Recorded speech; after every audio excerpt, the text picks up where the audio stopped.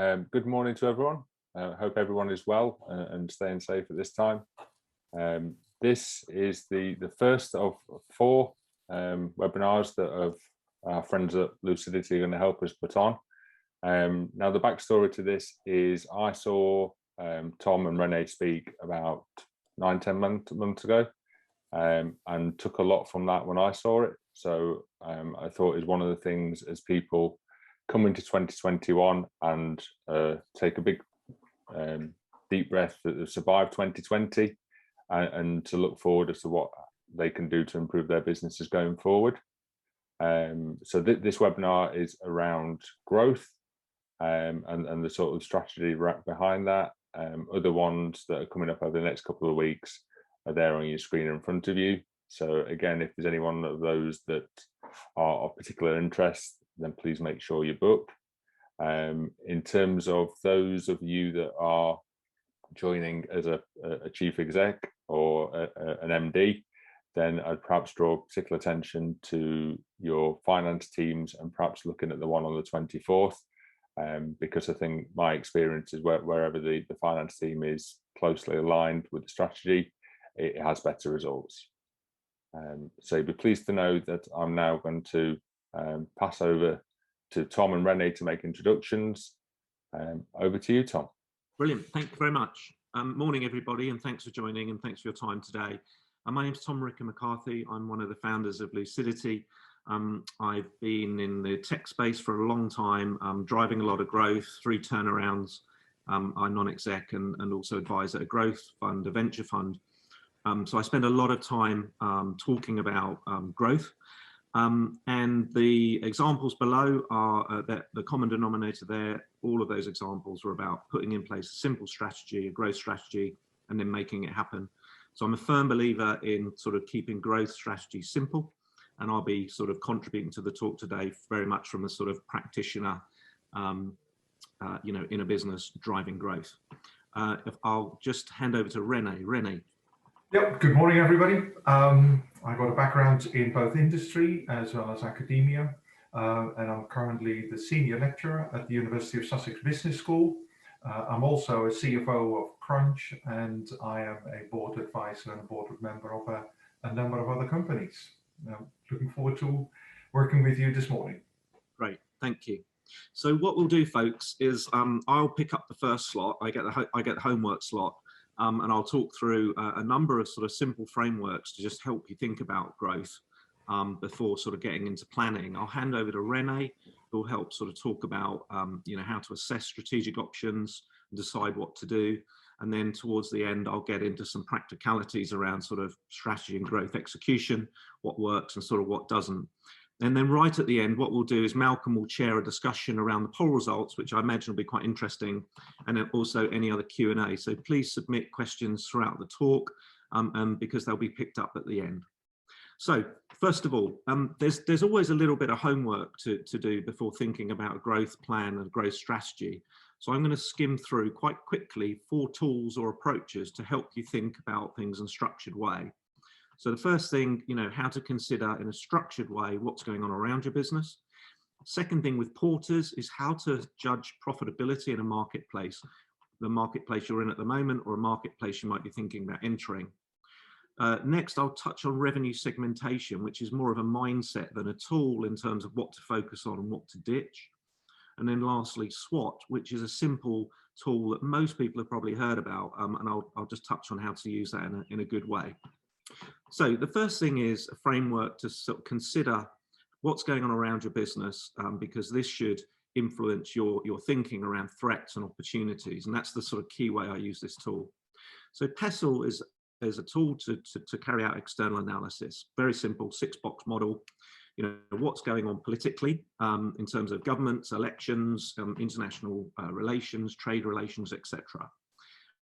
Economically, what's going on, obviously big thing for us and lots of sectors recently has been Brexit, or right now is Brexit. But here, thinking about in unemployment rates, interest rates, etc. So those economic factors relating to your business that you need to consider. In terms of society, so normally, typically, we'd be thinking here about age, demographics, cost of housing, sort of social trends. That box at the moment is pretty much dominated by COVID. I'll touch on that in a second. All businesses have to think about technology, you know, and if you look at the last 10 years, if you think about in the last 10 years, the growth and change that's been driven by just three things like mobile, cloud, and social, the next 10 years will be driven by AI. We're already seeing that. Blockchain, I think, arguably will come in and disrupt certain sectors. Connectivity, everything being connected and communicating with each other, and probably changes in energy sources. Those are the things that are likely to affect everyone in the next 10 years and ought to be on your radar in terms of thinking about growth and threats. Legal is, we're all running businesses, so we all have legal employment law in common. And then after that, sort of legalities and changes in legislation differ on a sector by sector basis. And then lastly, the last sort of real sort of consideration is the environmental issues. And this is not just carbon and weather events, but also have a think about, you know, what is it your business is doing and how is that viewed by your consumers?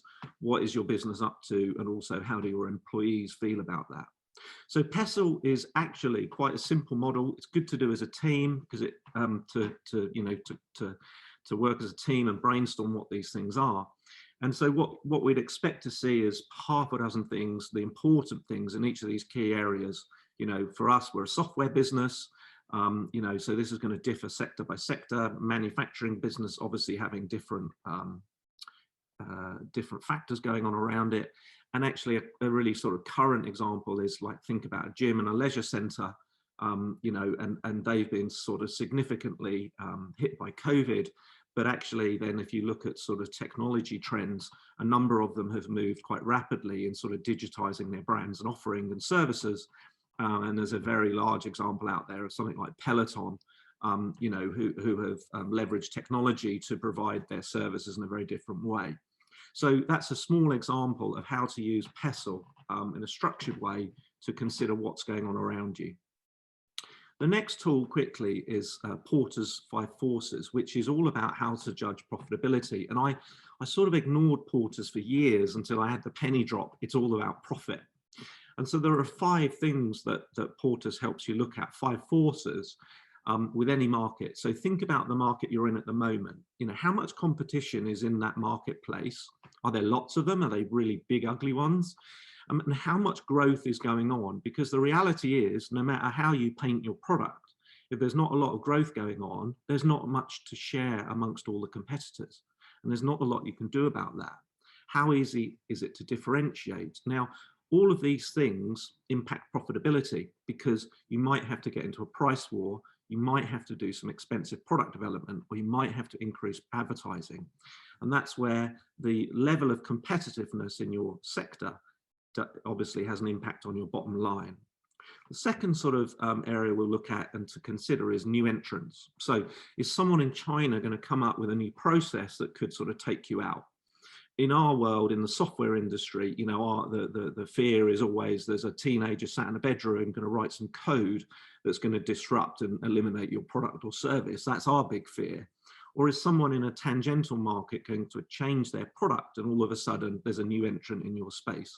Again, all of these things will impact your profitability because you've got to spend more money or you can't make as much money. The third force we'll look at, and if you look at this vertical axis, this is all about competition. The third force we'll look at is substitution, and that's something coming along and replacing you completely. The very famous sort of example here is someone like Kodak. Kodak had a $6 billion film business, and then along came the digital camera. Now, but substitution didn't stop there because then, of course, along came the iPhone, which substituted that along with things like torches and calculators, etc. So substitution is very much a sort of an ongoing process. And putting these slides together, I did sort of reflect back to a talk in the early 90s, the chief exec of Nestle, who held up an early mobile phone and announced that that was his biggest competitor. And the reason was because he'd already started to see that teenagers and kids were spending their pocket money on SMSs and ringtones rather than chocolate. So that's an example of a tangential activity starting to put pressure on your core business. The fourth force we'll just touch on quickly is supplier power. And this is more about your supply chain. So how many suppliers are in your space? Because this has an impact of how much power you have or how much power they have. You know, how in control are they around pricing? How easy or difficult is it for you to negotiate? How easy or expensive is it for you to switch? So supplier power is the fourth force in Porter's. And then the last one being buyer power. And this is sort of quite simple these days. Buyer power is, you know, your customers, how many alternatives are there for them? And the sort of nuances here are, what sort of visibility do they have around your pricing and your products? You know, how easy is it for them to access product information? And of course, the internet now has just absolutely transformed buyer power. We all enjoy that as consumers, but of course, running a business makes life more difficult. So the summary of this sort of tool, Porter's, is if everything is in your favor, if these forces are low, then things are in your favor, then great. That's a great marketplace and sector to stay in, or it's a good marketplace or sector to enter because the likelihood of you making a profit is high. Conversely, if all of these forces are against you, then, you know, that's a marketplace that you probably want to get out of, or you probably do not want to enter, because the likelihood of you making a profit is low. Now, of course, reality is always somewhat more complex than that. And so you have to judge these on an individual basis. And then it's a case of thinking through, okay, well, how do I want to mitigate those problems? How can I mitigate those problems? And how much will that cost? And now we're starting to get into sort of strategic thinking, because you would imagine some of these things starting to appear in a strategy in your growth plan about things that you do want to do to help you move ahead and grow. So that was Porter's, a simple tool. Again, we'd expect to see sort of something like this, half a dozen factors in each of those spaces to help you decide what to do. The third tool or mindset, really, an approach I'll quickly touch on, is about sort of revenue segmentation. And this is all about where to focus. And again, this is the start of thinking sort of more strategically. So we all segment, we all should know where our revenues come from, and we should all know where our profits come from, and the relative size of those against each other. And we all sort of segment our revenues or our activities by a number of different things. You could segment by customer type, you could segment by your types of products or services you're providing, or you could segment by the geographies from which your revenues come from. In our business, we segment our activity and view of life by the number of employees our customers have. That's how we segment. And in terms of getting a growth plan together, the key thing here is, where do you actually really focus? And this is a very simple tool, start, stop, continue, because strategy and growth plans, they're all about choosing where to focus, because the reality is you can't do everything. You've only got so many resources, there's only so many hours in the day. So you have to decide around your products, services, or customers, which ones do you want to continue, which ones should you stop, and you have to stop certain things to create space and oxygen in your business to start certain things. So things to continue, obviously, are revenues and profit services that you know, products and services that are good or high revenue, good or high profit. There's growth there. The customer segment is healthy. They're not toxic. Competition might be low, and you've got a good USP or you can defend. Okay. Things that you ought to stop, and it takes a little bit of bravery here, because you've got to stop doing certain things if you want to grow. The things that you need to stop are low revenue contribution, low profit, low growth, things that are basically in decline longer term. No matter what you do, they're going to decline. And then it's stopping the things and cutting out the things that are resource intensive for you. They're difficult or they're toxic. They could be customer segments, they could be products, they could be individual customers that sort of suck the life out of your business. Your teams, you know, they affect your team leaves, you struggle to recruit, you know, those things can create strategic issues. So you've got to figure out what to stop and be brave about making those decisions, because you have to create some space so that you can start to focus on the activities, services, products, customer groups, etc., that can help drive your growth, where you've got substantial revenue and profit opportunity, it's a space that's growing. So jump on the bandwagon, hang on to that, hang on to the train. Everything about it is healthy. Competition is hopefully low. You've got a USP and or a competitive advantage. Very simple tool, very simple thought process, very effective. If we look at one example I noted sort of last year, and it's not to throw stones at this management team, but last year Mothercare closed. And if you look at Mothercare from a demographic point of view, young customers who buy things like prams, which are big, bulky items. So a young demographic wants to buy online, and they're running a lot of shops with big, bulky items in there. Now, you know, no surprises that that business saw decline from its store traffic. I'm sure its online traffic was growing, but they probably didn't invest enough in that quickly enough. And they didn't perhaps take sort of brave enough decisions around sort of stores, you know, the profitability of stores early enough. So that's an example where start, stop, continue, you know, sort of brings into focus what you should be focusing on and what you need to stop. The last tool I'll just touch on before handing over to Renaud is SWOT. Now, I would imagine most people on the call are familiar with SWOT. It's well known. It's a very simple tool, but really powerful if used in the right way. So strengths, weaknesses, opportunities, and threats. So what I'll talk about rather than the detail of that is actually sort of how to use it, particularly if you're in a management role, a senior management role, or leading a business. So in terms of strengths, all of the good things about your business, the thing here is to sort of really recognize them and then protect them, grow them, invest in those strengths. So recognize and protect.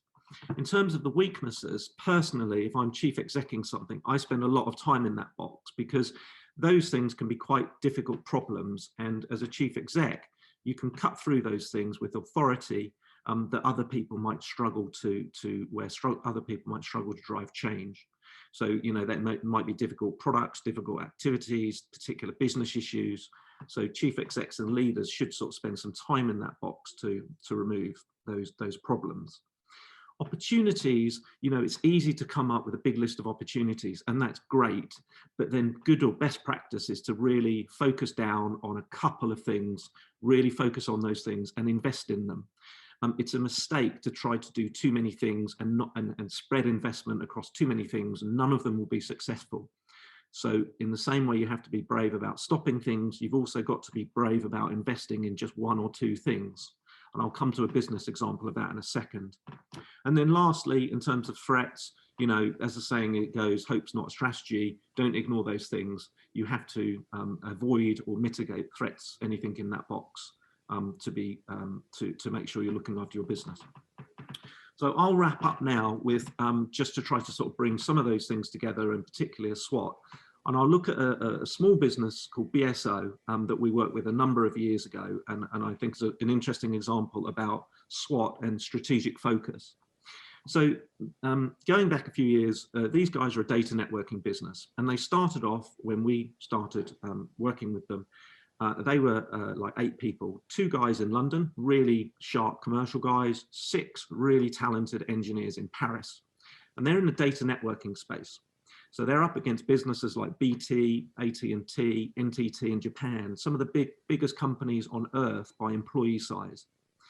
And so looking at their strengths and weaknesses, they were really good commercially around buying and selling technology, data networks. The engineers were incredibly skilled at high-speed networking, but there were only a handful of them. So in terms of sort of focus, we helped them sort of identify what at the time we called the perfect punter. So, you know, they had to focus on customers that were nearby. They had lots of money, and their key skill was actually building and operating ultra high speed networks. So in terms of the perfect customer for them, they focused on finance traders that wanted ultra high speed connectivity between London and Paris. And this was hugely successful. That's all they did. It's all they focused on because it fitted in against their strengths and weaknesses. And that's what they chose to start doing. It was hugely successful. So then they put some string out to Tokyo. They put some connectivity across to New York, etc. And so X years later, that business and team just relentlessly focused on that, and have gone on to be an incredibly successful business, winning all sorts of awards in the ultra high speed data networking space. You know, very small team, very focused, hugely profitable now, turning over tens of millions. You know, and that was all about looking at their SWOT and then being very, very focused in terms of what they did and what they didn't do as well. So at that point, I'll hand over to Rene, and I'll come back later in the talk. Rene. Thank you, Tom.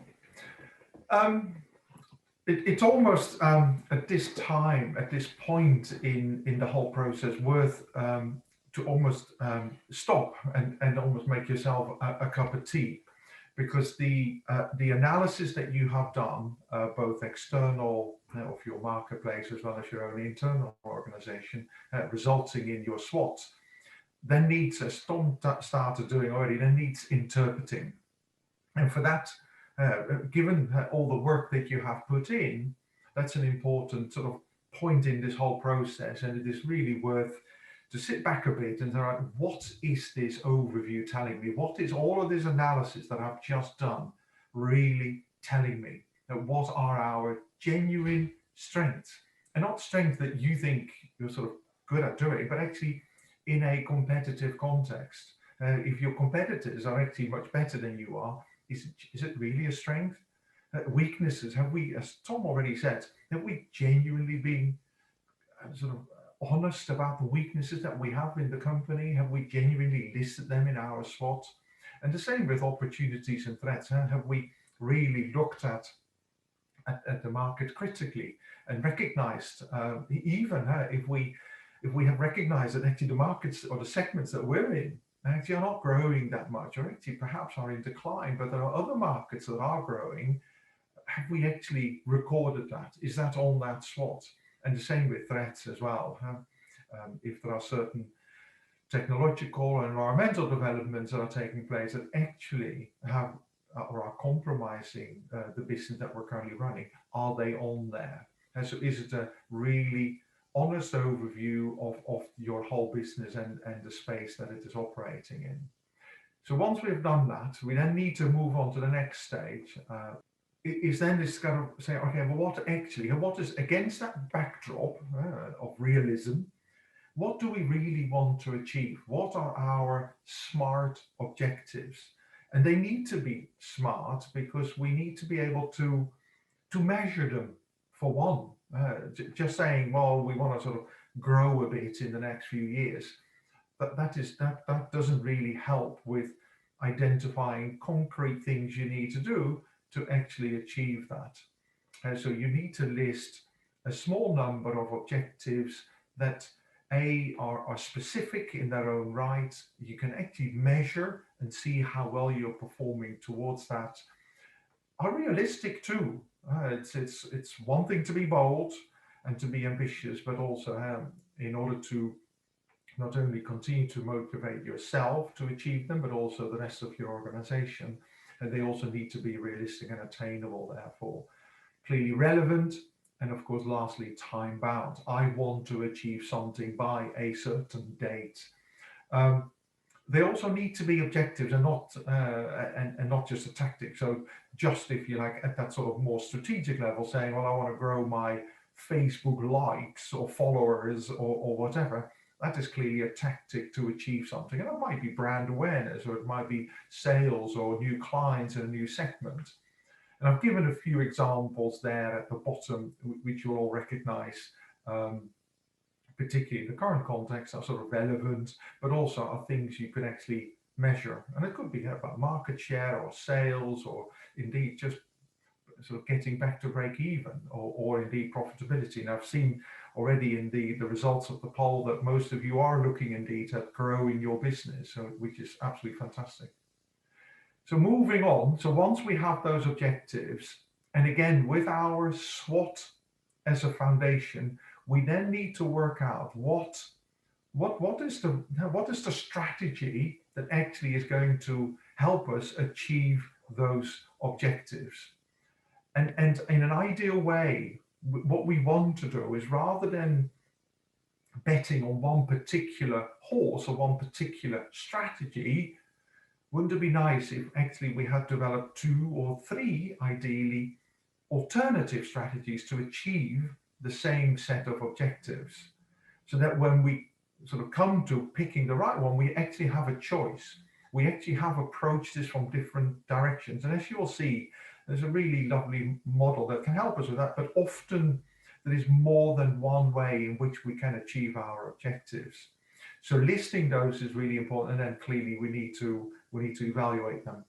And that sort of very useful tool that we have built into the Lucidity service too is the ants of growth matrix. And as it suggests, it's a matrix that helps us with identifying growth strategies. And the first one is really about sort of market penetration. So essentially, it is looking at providing the same type of products and services that we currently have, with perhaps modifications, to roughly the same segments that we're already serving. And clearly we're aiming to achieve a higher penetration into that segment, clearly also much lower risk. And then there are 2 that are sort of modest in risk. One is market development and the other is product development. And market development, is, as the word sort of suggests already, is taking the product or the service that we are currently providing to a different segment. And it could be, like the example there in the picture, a manufacturer of cheese, rather than selling it in Cornwall, as these guys are, they could actually be, and actually that's what they're doing, is exporting it to Asia. And clearly they hadn't considered that before, but are doing that now, and actually is a very profitable arm of their business. So that's a classic example of market development. Product development too, if you have invested in a real good relationship with your customers, then clearly we could consider, well, what other types of products and services could we offer? And whether that is Sainsbury's Bank or Shorts the Accountants, you see that they provide more than just the pure compliance services, and there are other services like wealth management added to that portfolio too. And so you could also look at adding more products and services to the current offering you do on the back of that fantastic relationship you have with your customers already. Then clearly diversification, that will be discussed in more detail in the next webinar, but that clearly is one where you go for both new products or services as well as new markets, and clearly that's a higher risk strategy.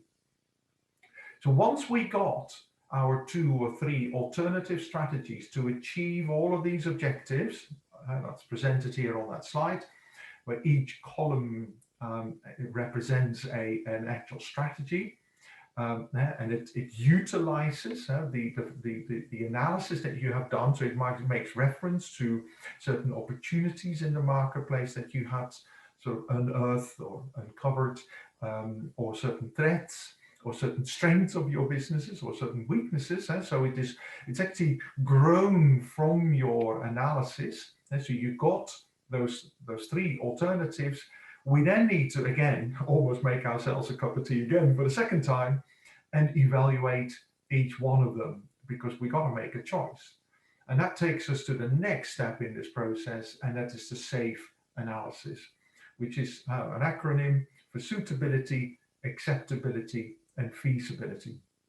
So what we need to do is we need to rank and rate and evaluate and appraise each of these strategies with regards to their suitability to the organization. Does it address the key opportunities and the threats that we're facing? Is it acceptable? Will it be acceptable to the management teams, your shareholders, your staff, your team? Are they able to recognize that this is a good strategy? And is it actually feasible? Have we got the resources in-house to deliver this? And whether those are human resources or specialist areas that we need to have, or suppliers or finance, clearly, is it actually feasible for us to implement this? And we're going to rate each of these 3 alternatives, or 2 alternatives as you may have, in each of these 3 areas. And then we end up with a rationale across all of them, with, if you want to make it easier, a rating at the end. So you could score each one of them out of 5. So you end up with a total maximum score of, say, 15 per strategy, And then there will be hopefully one that is sort of really at the bottom end, so that perhaps is not one worth considering. And then there might be two that are very close to each other in terms of their rating, and then we got to make a choice. And then what we could do is look at, for example, one that could be a strategy that addresses the short-term needs of the business, and one perhaps the longer-term needs. So one could be actually be a strategy that we implement that could be market penetration, which might be relatively easy and quick to implement, but there might on the back of that be, say, a product development or a market development strategy that for which you first need to make an investment in technology or brand awareness or whatever that you could implement thereafter. And that's how we sort of construct and craft our strategy to achieve these objectives. Okay, folks, so last section from me, I'm just going to get into some practicalities around, planning and growth and driving growth and what works well and mistakes along the way. So first of all, in terms of sort of what's a growth strategy, what's a growth plan? So the first thing is, is the sort of vision and where is it you want to get to? And I would sort of urge you to be sort of thinking in a sort of a 3-year term. A lot of SME, particularly SME, sometimes mid-market businesses are sort of operating on a 12-month cycle, and it's really good practice to sort of look out a little bit further than that. I know it sort of feels hard, and particularly probably at the moment, but try to take sort of, for example, a 3-year view on things. Where is it you sort of want to get to? Then next level down or across is what are the big sort of strategic objectives, the handful of things that you've really got to make happen to support that vision.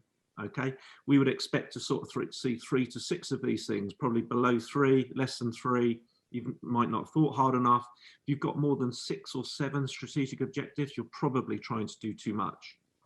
And then again, sort of breaking that down, what are the goals and KPIs of, sort of key goals, key initiatives that are supporting those strategic objectives? And then how does that break down in tasks across the team? And that really is, what a strategy or a growth plan sort of tends to look like. So it's really not rocket science, quite simple if you look at things like that. In terms of sort of strategic objectives that support that vision, so typical areas are sort of financial, customer growth, operational, or the team, people, etc. So, we'd normally expect to sort of see 3 to 6 of these sorts of things. Think big, call them something interesting and motivating. We'll touch on sort of communication in a little bit. And then so the start of planning starts to look like, okay, so we've got a vision to be X in 3 years' time. I want to be doing 20 million pounds in something in 3 years' time. Financial growth, fantastic service, operational excellence, and having a really inspired team are the strategic objectives that are going to support my vision for the business.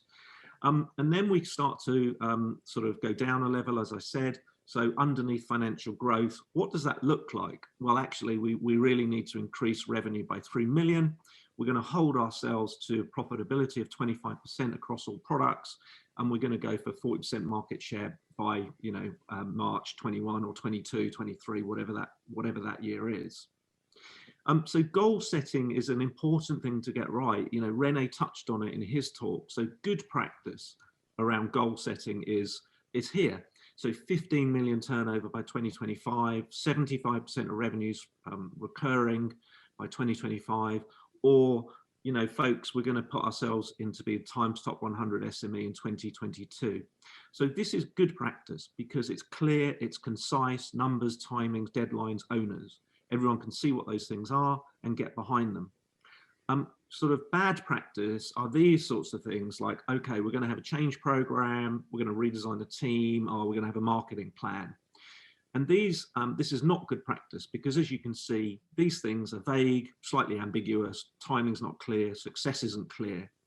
So if we pick on the marketing plan, so a good goal there would be, okay, folks, one of our goals to support our vision and strategic objective is we need a marketing plan to deliver X leads by year Y. That's really nice and tangible, very clear, about what someone has to do. So, so the next step on then in planning, as you see, is just starting to build out these blocks that support the strategic objectives. And then you can get into the detail of people, and start dishing those tasks out. And that is a very logical, simple and structured way to plan for growth, you know, to have a growth strategy and then sort of start to execute it. So I've got some points here around why strategies fail, but actually there's probably enough doom going around at the moment. So let's sort of talk about how to make a strategy successful. And I'll skim through here. So in terms of sort of formulate alignment, which is sort of communicating and getting everyone on board and behind the strategy, and then execution. So in terms of when you're sort of putting the plan together and thinking about growth, so bear in mind, this isn't a one-off event. You know, a common mistake is that sort of, you know, the 2-day workshop, everyone comes out of that excited and tired, and then nothing happens. Strategy and growth is a daily, weekly, monthly, quarterly activity. So this is a regular thing. As Rene touched on, discuss true alternatives. You know, again, don't show up at a growth meeting or a strategy planning session with 200 slides because you already know what you want to do. Discuss alternatives. Be bold, use data, consider start, stop, continue, as I touched on before. You know, if you're trying to drive growth, you've got to create some space in the business to do that. That requires hard decisions because you've got to stop certain things, and it also requires hard decisions to sort of invest in certain things as well. Communication in the middle is really critical. The statistics on this are dreadful. About 1/3 of managers don't actually know what their company strategy is. And when you get down to sales and service people, no fault of their own, only about 13% of sales and service people who are on the sharp end for you actually really understand what your strategy is. So you've got to communicate the plan relentlessly, weekly, make it interesting, keep it simple, get feedback. You've got to be really sort of passionate and relentless to make sure everyone is crystal clear about what the plan is and how they contribute to that. And that's a really, really important thing that a lot of businesses fall down on. And lastly, on the right, some points around execution. The most important thing for me, in my opinion, is around ambiguity. The moment you've got any ambiguity about who is doing what, you can pretty much guarantee it won't happen. So ambiguity in a growth strategy is a real killer. And so just be super clear on who's doing what. Make sure the resource is there to do it, and not you haven't got 75 deadlines all on the same day. You know, that takes regular monitoring and reporting, you know, and be consistent. You know, this is, as I say, this is not a one-off event. You've got to be doing this stuff every day. And lastly, where I sort of non-exec on other businesses and mentor, I sort of view myself as being a one-way valve. So I don't let the team slip backwards. If they decide to do something, I keep them moving forward. I don't let anyone fall back. And someone in the business needs to play that role, whether it's the chief exec, the FD, one of the other team leaders. You know, try to be a one-way valve, keep things moving forward, don't let people slip back. Okay, so last thing, just very quickly, and then Malcolm, I'll hand back to you. Quickly on Lucidity. So as you probably sort of picked up, we've spent a lot of time driving growth, turnarounds, etc., in different shapes and sizes of businesses. And we know it's hard. And so a few years ago, we thought, okay, and we're software people, we thought, okay, we can build a platform and a product to help SME and mid-market businesses do this better. So Lucidity is a software platform to help businesses understand your market, build out and execute that strategy, make sure everyone is aligned to goals, and you know, we make it easy to sort of monitor progress. So, you know, think about, so we have a whole range of tools in there to help teams collaborate and work through what it is they need to be doing. You know, tools to really help build out a nice, simple, structured plan that really hangs together and everyone can see it, everyone understands it. You know, getting down into the task management in a very tightly integrated way, you know, so connecting the vision all the way through into tasks, lots of dashboards so you can see what's going on and how those KPIs are doing.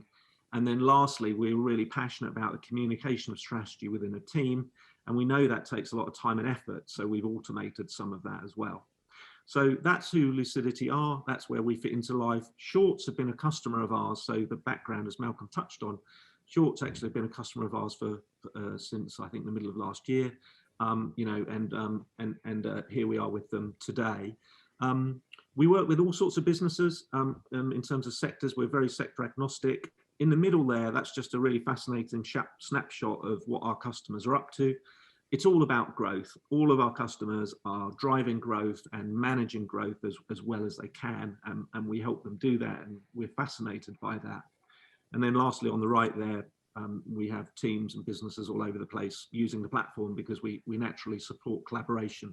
So, if you want to continue that conversation, then get in touch with Malcolm, the Shorts team, because they use the platform themselves and are evangelists, which is fantastic. So do get in touch with Shorts to pick up that thread.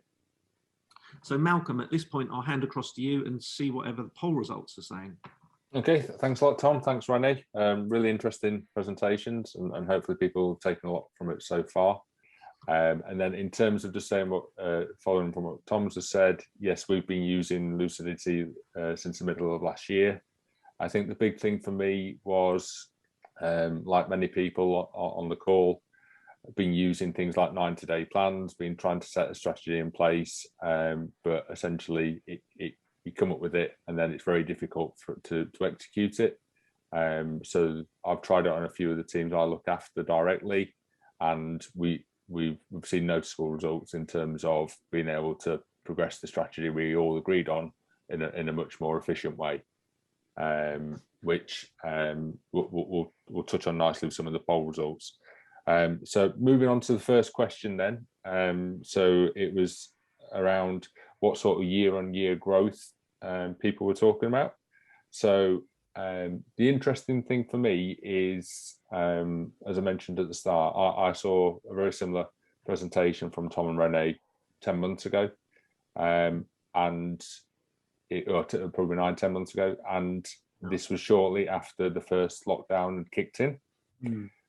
So one of the big trends that I can see from the results so far is there's very much a more positive outlook than there was at that time. So to refer back to what we had before, about a quarter of the businesses that were on that original presentation were concerned about their survival. Whereas on the results we've got today, there's no one in that bracket. Yeah, I think that's from a finance background. I suspect a lot of that is around the government support that's coming in the interim. So we've seen from our clients the use of furlough, the use of bounce back or CBILS loans, as well as the grants. So I'll be interested to get Tom and Renee's view on that. Yeah, no, noticeably more positive results. I remember the poll that you're talking about, Malcolm. I do remember that because from memory, about a third of businesses at the time were worried about survival or really quite grim losses. So this is much more positive. I guess there's been a shakeout. People have refocused, and I guess some government support thrown in. So yeah, that's definitely a more positive outlook than what would be last April or May. Yeah. Yeah, I'd like to add to that actually. Also, I think the majority of the responses was in the sort of up to 10% growth. And I think that also sort of shows an element of realism too, recognizing that we're probably going to be in the COVID situation for another few months, and therefore we've got to still bear it in mind. So rather than going, oh, we want to grow for much more than say 10%, but being realistic that we spoke about as well, I think is important, and that's clearly coming through in the answers as well. Yeah, thank you.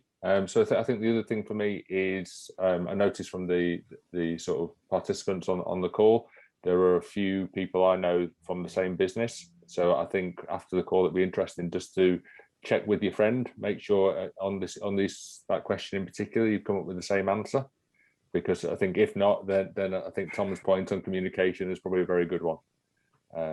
So yeah, I think some homework to do afterwards. Okay, so moving on to the second question in terms of the biggest concerns about developing a strategy. And again, I think this is consistent with what we had before, and not particularly surprising for my interactions with SMEs, with the fact that that time is a big factor. So again, as I said before, this resonates with me in terms of the strategies we've tried to implement before, and some have been implemented better than others, but it was the time taken to do it. So yeah, Tom, Rennie, I don't know if you've got any views on that. Yeah, absolutely. So in terms of sort of understanding and expertise thing, so you know, that's where an organization like Shorts works, because, you know, you've very much got a trusted advisor status with your customers, so you can provide that sort of support and guidance.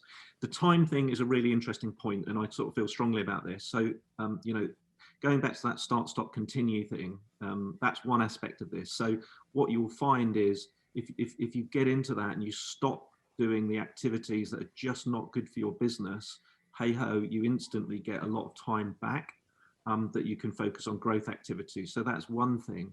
And then the second thing is that you do just have to put a stake in the ground, you know, and decide to focus on, you know, putting a growth plan together.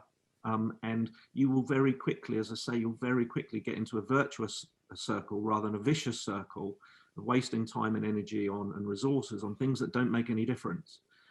And then you can focus those resources on things that do make a difference. And that's what a strategy is all about. It's all about focus and choice, you know, where you choose to focus. So that's my two pence worth on that, Malcolm. Yeah. And again, adding to that, I think it's also about priority, and to actually make sure it is being given priority. And one way of resolving that issue of time too is to not approach this as Tom said earlier, as a project that you do, if you like, once or twice a year, where you lock yourself up for a number of days with the management team, and then battle through it. As we have said throughout the presentation, this is very much about taking small steps towards achieving this, and therefore allocating every week, say an hour, a couple of hours to this, will actually make sure that you progress and move forward and continue to review also your strategy. So some of the tools indeed require a bit of time, but once you have done one, you can move on to the next one. You develop your alternatives, and yeah, that might take a month or 2 months, but then by sort of spending every week a little bit of time on this, you'll sort of keep it live as a live discussion within the business. So my advice would very much be, don't see it as a big old project that you will have to schedule days of time for. Break it down into smaller chunks and get those done. And I was thinking about, Malcolm, given that you have sort of done this as well in your team, I'm sure also your team was busy before actually starting to do this. So how did you overcome your sort of concerns about actually implementing this? So very good question, thank you. So one of the things that struck home with us when we were doing this going through the same process for Genus, which is our sort of management information and sort of client FD team, was we were spending an awful lot of time on being busy with helping clients with bookkeeping. So we'd help with the bookkeeping to then facilitate the management information, to then facilitate the advice. And this was taking up an awful lot of time, and wasn't if we're looking at a vision for that team, it didn't align well. So we found that once we either moved that to a different team or moved it to sort of trusted partners that were dedicated bookkeepers, we were able to then concentrate on the things we needed to. So like I say, it does resonate personally with that. And also, as we've sort of, as Tom says, we are evangelists for Lucidity. And mentioning this to one of the chief executive, one of the local sort of membership organisations, it was the revenue segmentation part that really resonated with him. Yeah. So he was sort of saying, right, yeah, actually, we spend a lot of time doing that, but I can see it's in decline. We've got this opportunity on this new area, which could be high growth. It's just a really, really simple but really effective way of looking at it. Yeah, absolutely. I'm just thinking whilst you're talking, there's another SME that we sort of worked with and is a customer, and the managing director there, the founder and MD, he was spending a lot of his time doing consulting as well as running the business. And he got about 50 grand a year from the consulting bit, but the reality was it took all of his time and effort. Mm. So he did start, stop, continue, took the brave decision of just like, look, that 50K is not worth the effort. And the business has quadrupled in the last 18 months because he's focused on stuff that's more important and got longer term growth benefits for the business. Yeah. So he bit the bullet, wrote off 50 grand, but you know, the business is like 4 times bigger. Yeah. It really does work. Just that simple approach. It does, and like I say, on a lot of the sort of management information we help clients produce, one of the things we're keen on is segmenting that revenue. So again, it's then just making sure, like you said at the start, people should know what they're selling and what they're making money on. Yeah. So again, that yes, there might be some sort of reason why you would keep a lower margin product. So it might be then that feeds onto other work. But yeah, I think that's a really interesting takeaway for people to have. Yeah, I think equally interesting, Malcolm, is your point how that chief exec responded to that. And clearly, some of the models that we use in analysing either our own company or our markets can be a little bit complex, and that clearly that's where a Lucidity tool can help to demystify that and make it more practical. But there are also tools or analyses that are really simple and straightforward to do, and can actually be very insightful and could have a huge impact on where you're going to take the business as a management team. Yeah. Interesting. Yeah. Okay, thank you. So just touching briefly on the last question, which was about the biggest concerns about execution strategy. So again, very similar themes here, both with the second question and with the responses back in May. So roughly a third apiece for lack of time and the lack of ability to track that progress. Again, obviously the people on the call are interested in what you've got to say, and like I say, I think Lucidity can solve a lot of those problems. So the lack of time thing, I think we've probably covered off. You've just got to be sort of ruthless about it, really, if that's the right word. In terms of tracking progress, that's an interesting one. I always remember sort of sitting down as a CEO, sitting down with each of my direct reports, and it just took a lot of time and effort to figure out how each of them was presenting progress back to me. And so one of the things that we did with platform, with Lucidity, was just to sort of standardize that. So, you know, everyone is using the same language, reporting in the same way at the same time. There's just consistency, which removes a lot of the noise out of reporting. Just having simple dashboards that surface the right KPIs and the right strategic data. So we've tried to deal with that with the product. You know, in terms of the tracking, you really do need to use some tools to do that, I think. There's a proliferation of sort of products across businesses at the moment, and so, you know, we've taken very much a platform approach where everything is very sort of nicely integrated, rather than having sort of 16 different systems to try to figure out what's going on. So I guess that's my product answer there. You know, from our perspective. Okay, thank you. Right, so I'm just conscious of time. So if we quickly move on to the questions, please, Tom. Yeah, there's a question here around investment, which I think is interesting. So thinking about investing in the opportunities, can you talk about ways to find funds for that? So there's a lot of money out there at the moment, actually. You know, investors are looking for where to put their money. So, you know, to look at your business, to figure out a growth strategy and plan and have a really nice plan, and then to go and raise some money. Well, there's lots of people doing that right now because there are opportunities out there. You know, some sectors are without doubt distressed and will remain distressed, but other sectors are sort of exploding. Other businesses are exploding with growth. And so, you know, having a plan, having a strategy, being able to articulate that to an investor there's money out there. I mean, I'm sort of mentoring and working with various businesses that are raising money. It's busy. I think confidence has come back.